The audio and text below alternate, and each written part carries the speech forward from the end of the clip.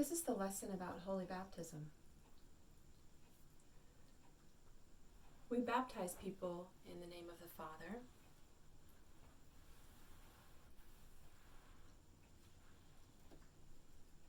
and of the Son,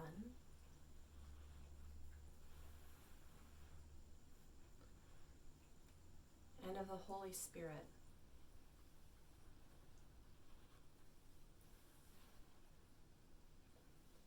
Creator, Redeemer, Sustainer.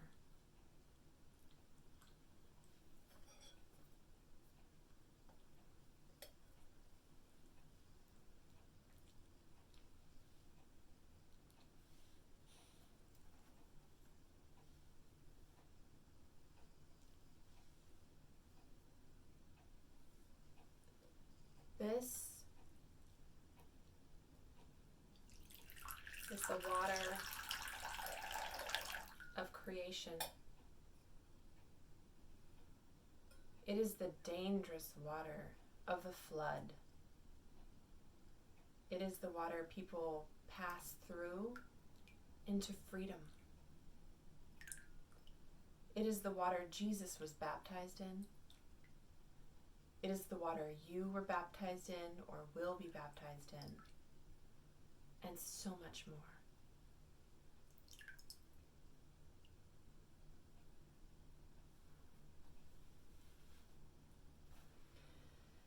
There was once someone who did such amazing things and said such incredible things that people just had to ask him, "Who are you?" And one of the times that they asked him, he said,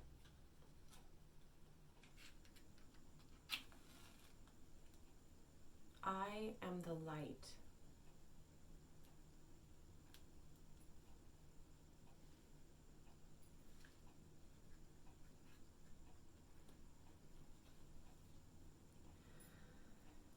The Holy Spirit goes where it will, flies on the wind like a dove. It comes to us when we need comfort and strength.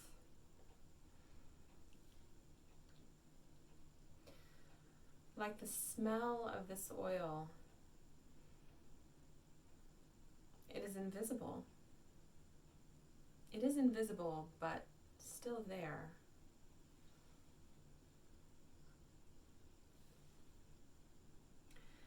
We baptize babies and children and teenagers and grown-ups and very old people. But we'll use this baby doll to show how it's done. We ask the person some questions, or if it's a baby too young to answer, then we ask the parents and godparents. And then we say some prayers, and then we're ready. But wait, names are very important in baptism. What is the name of this child? Caroline. That seems like a good name. Caroline, I baptize you in the name of the Father, and of the Son, and of the Holy Spirit. Amen.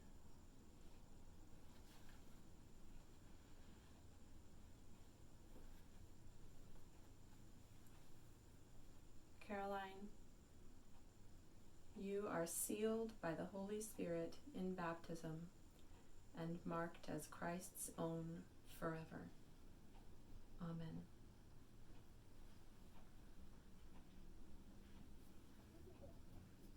Today is the day that Caroline receives her light. We light it from the Christ candle.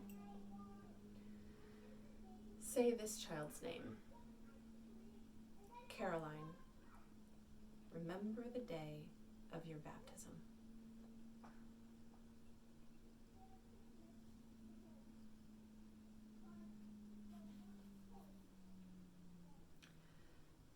say this child's name.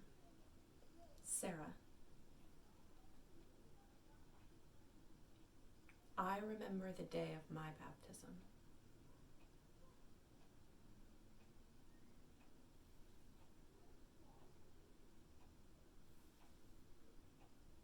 Now, say your own name. And remember the day of your baptism. Or think forward to the day that you will be baptized.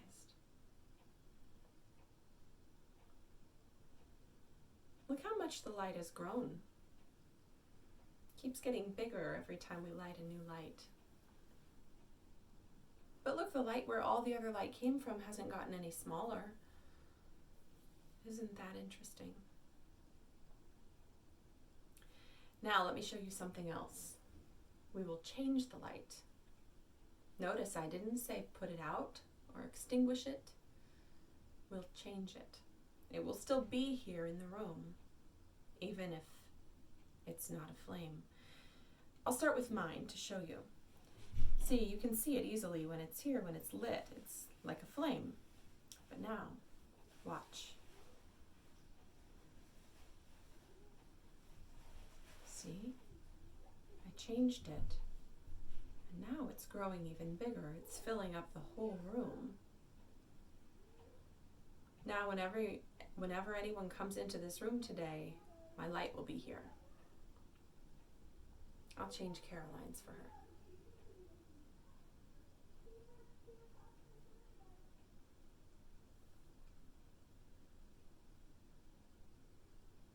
I'll change yours for you.